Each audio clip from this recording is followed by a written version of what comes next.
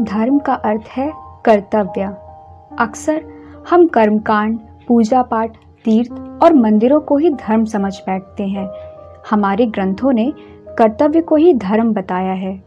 ऐसी ही एक कहानी है नकुल व सोहन की। आइए सुनते हैं इसे कथा श्रुति की आवाज में। एक गांव में दो मित्र नकुल और सोहन रहते थे। नकुल बहुत धार्मिक था और भगवान को बहुत मानता था, जबकि सोहन बहुत मेहनती था। एक बार दोनों ने मिलकर 1 बीघा जमीन खरीदी, जिससे वह बहुत फसल उगाकर अपना घर बनाना चाहते थे। सोहन तो खेत में बहुत मेहनत करता, लेकिन नकुल कुछ काम नहीं करता, बल्कि मंदिर में जाकर भगवान से अच्छी फसल के लिए प्रार्थना करता था। इसी तरह समय बीतता गया। कुछ समय बाद खेत की फसल पककर तैयार हो गई, जिसको दोनों ने बाजार में ले जाकर बेच दिया और उनको अच्छा पैसा मिला। घर आकर सोहन ने नकुल को कहा कि इस धन का ज्यादा हिस्सा मुझे मिलेगा, क्योंकि मैंने खेत में ज्यादा मेहनत की है। यह बात सुनकर नकुल बोला, नहीं, धन का तुमसे ज्यादा हिस्सा मुझे मिलना चाहिए, क्योंकि मैंने भगवान से इसकी प्रार्थना की, तभी हमको अच्छी फसल हुई। भगवान के बिना कुछ संभव नहीं है। जब वह दोनों इस बात को आपस में सुलझा नहीं सके, तो धन के बंटवारे के लिए दोनों गांव के मुखिया के पास पहुंचे। मुखिया ने दोनों की सारी बात सुनकर उन दोनों को 1-1 बोरा चावल दिया, जिसमें कंकड़ मिले हुए थे। मुखिया ने कहा कि कल सुबह तक तुम दोनों इसमें से चावल और कंकड़ अलग करके लाना, तब मैं निर्णय करूंगा कि इस धन का ज्यादा हिस्सा किसे मिलना चाहिए। दोनों चावल की बोरी लेकर अपने अपने घर चले गए।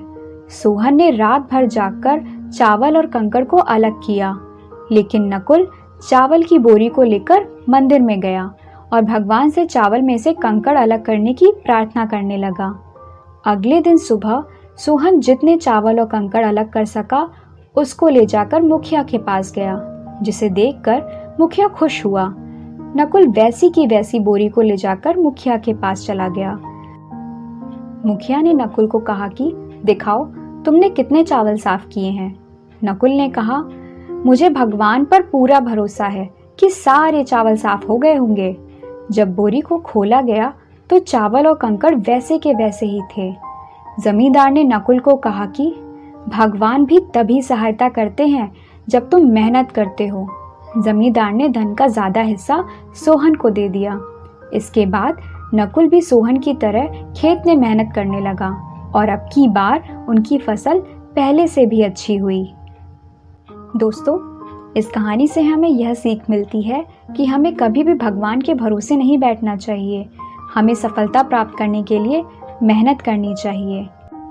भगवान श्री कृष्ण ने भी कहा है, कोई भी व्यक्ति एक पल के लिए भी बगैर कर्म के नहीं रह सकता। इस संसार के सभी जीव प्रकृति के अधीन हैं। यह प्रकृति हर प्राणी से अपने अपने हिसाब से कुछ न कुछ कर्म जरूर करवा लेती है, साथ में उसके परिणाम भी देती है। खाली बैठे रहना भी एक तरह का कर्म ही है, किंतु इसके परिणाम स्वरूप हमारी आर्थिक हानि, अपयश और समय की हानि के रूप में हमें मिलती है। सारे जीव प्रकृति यानी परमात्मा के अधीन हैं। वो हमसे अपने अनुसार कर्म करवा ही लेगी और परिणाम भी मिलता है। इसीलिए कभी भी कर्म के प्रति उदासीन नहीं होना चाहिए। अपनी क्षमता और विवेक के आधार पर हमें निरंतर कर्म करते रहना चाहिए। आशा है आपको आज की कहानी पसंद आई होगी। फिर मिलते हैं कथा श्रुति की आवाज़ के साथ। धन्यवाद।